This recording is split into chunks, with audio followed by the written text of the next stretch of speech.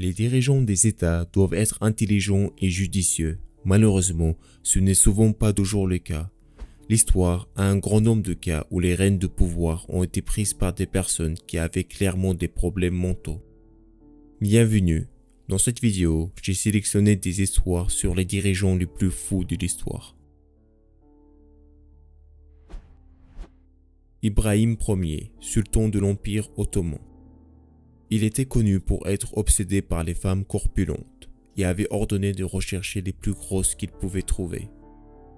Il a ordonné de noyer 280 de ses concubines dans l'océan lorsqu'il a découvert qu'elles couchaient avec d'autres hommes. Il avait également l'habitude de nourrir avec des pièces de monnaie les poissons de laiton situés à l'extérieur de palais.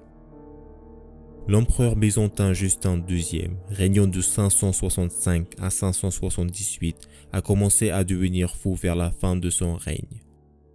Il devait être transporté dans le palais en fauteuil roulant pendant qu'il se jetait sur ses serviteurs et selon les rumeurs, aurait même mangé plusieurs d'entre eux. Charles VI le Fou, roi de France. Avant de perdre la tête, il était connu sous le nom de Charles le Bien-Aimé et n'est devenu que plus tard Charles le Fou.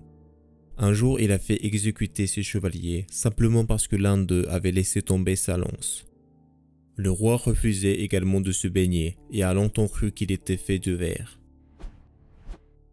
Henri XIV de Suède. Connu pour sa paranoïa, il pouvait exécuter des gens simplement pour avoir ri en sa présence. Pendant un moment, il a cru qu'il était son propre frère. Finalement, il a été empoisonné. Princesse Alexandra Amélie de Bavière. Elle était en quelque sorte convaincue d'avoir avalé un piano en verre quand elle était enfant. Elle était également obsédée par la propreté et ne portait que de blanc. Ferdinand Ier, empereur d'Autriche. Conçu par consanguinité, il souffrait d'épilepsie, d'encéphalite et parlait peu.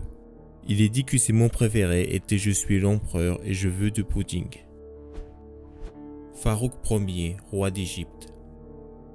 Le dernier roi régnant d'Égypte, Farouk, a été surnommé le ventre avec la tête lorsque son poids a dépassé 136 kg. Cependant, ce qui était vraiment étrange, c'était sa kleptomanie. Une fois, il a même volé une montre à Winston Churchill. Mais surtout, il est devenu célèbre pour le fait qu'un jour, il a abattu tous les lions de zoo à cause de ses cauchemars. Ming Wuzong, un empereur chinois du début du XVIe siècle, était connu pour organiser des jeux factices dans son jardin, auxquels il obligeait tous ses courtisans à participer. Frédéric Guillaume Ier, roi de Prusse.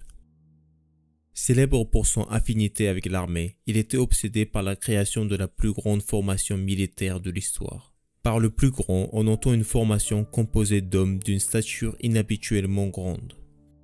Il existe des preuves qu'il a même forcé les hommes et les femmes de grande taille à se marier entre eux afin d'obtenir une progéniture plus grande. Qin Shi Huang, le premier empereur. Ce souverain avait tellement peur d'une tentative d'assassinat qu'il ne dormait jamais deux fois au même endroit. Et il avait peur non seulement des gens, mais aussi apparemment des monstres marins géants. Jeanne Ière de Castille, également connue sous le nom de Jeanne la Folle, avait très peur de l'infidélité de son mari, à tel point que même après sa mort, elle ne permettait à aucune femme, y compris les religieuses, de s'approcher de son cadavre. Louis II de Bavière.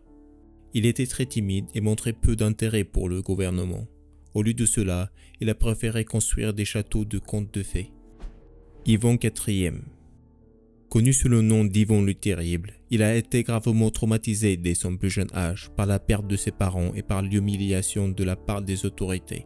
À l'âge de 14 ans, le tsar a cédé au pouvoir en Russie, après quoi il a donné le Rada en pâture à une meute de chiens.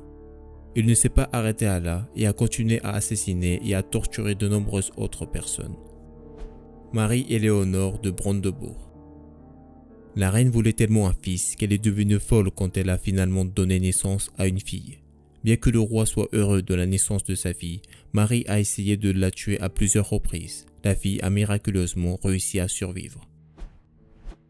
Fédor Ier Ivanovitch, tsar de Russie.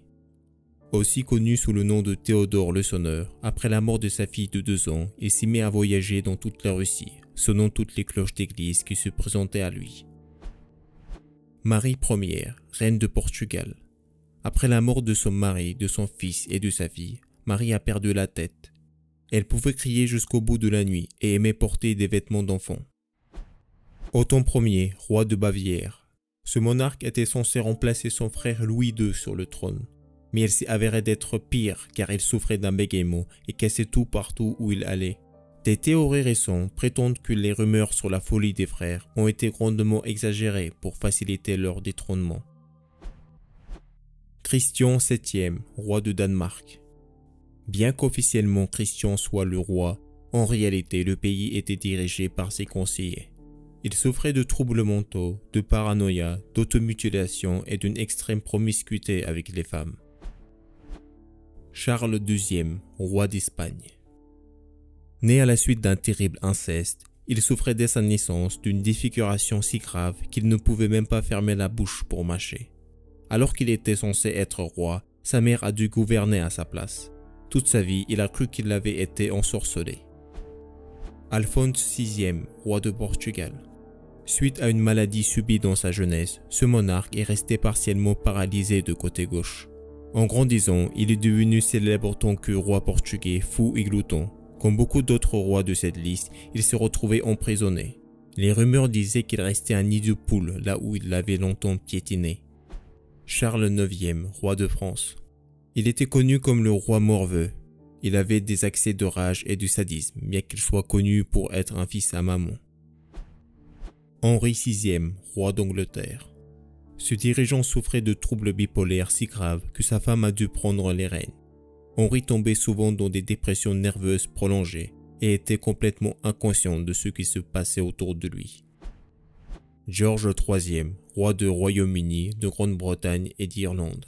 La célébrité de George comme l'un des dirigeants les plus fous de l'histoire doit probablement beaucoup aux films qui ont été tournés à son sujet. Comme Charles IX, il finit lui aussi derrière les barreaux, et son seul héritage, hormis sa maladie mentale, est la perte des colonies américaines. Caligula, empereur de Rome. Sans doute le dirigeant le plus fou de tous les temps. Il est dit qu'il a un jour ordonné l'exécution d'une famille entière. Il a commencé par le mari et la femme, puis s'est occupé des enfants jusqu'à ce qu'il arrive à la plus jeune, une fille de 12 ans. La pauvre fille pleurait et la foule indignée demandait la pitié, car elle était vierge. Avec un sourire, il a ordonné au bourreau de la violer et puis de la tuer.